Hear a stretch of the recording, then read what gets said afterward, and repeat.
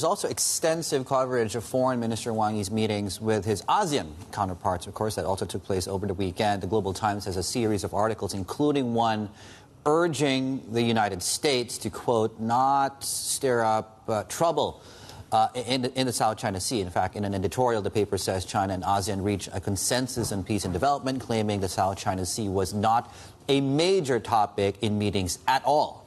It says the ASEAN region's joint communique is close to China's position in terms of resolving disputes through political means rather than resorting to force. Yeah, and during that ASEAN meeting, Dave, Foreign Minister Wang Yi also met with U.S. Secretary of State Antony Blinken, and they reportedly emphasized the need for stability between the two powers, despite tensions in disputed seas. For more, let's bring in our Asia economy and government reporter, correspondent Choong Wilkins.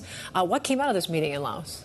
Well, a lot of discussion, not that many concrete objectives, as we sort of expect from this type of thing. But really, the focus was this clash, these clashes between China and the Philippines. Many topics were discussed, but to me, that's really the one that stood out. And you do see that pronounced in Chinese state media this morning, too.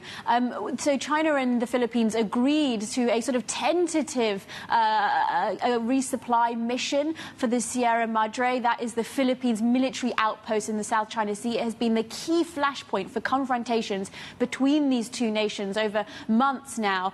Almost within sort of hours and weeks, there was already contention over precisely what had been agreed. But Wang Yi again this weekend reiterating that the Philippine side is not abiding to the agreements that it made when it comes to these resupply missions. Now, we know this also came up in the meeting with Blinken. It is very closely watched because it really is the focus, the sort of biggest pressure point, I think, in that part of the world for a potential conflict of some sort.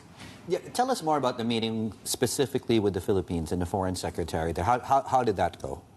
Yes, I mean, I think we were not necessarily expecting enormous developments, but really the focus being, like, can they sort of continue to keep talking? And Wang Yi had this interesting line saying that when relationships are as bad as they are, it's very easy for things to become really disastrous and for conflicts to emerge, but it's very difficult to really improve things. i.e. essentially saying, let's just keep things stable. Things are fragile enough as they are. This is a very fragile calm that we have, and the focus really is let's just maintain stability.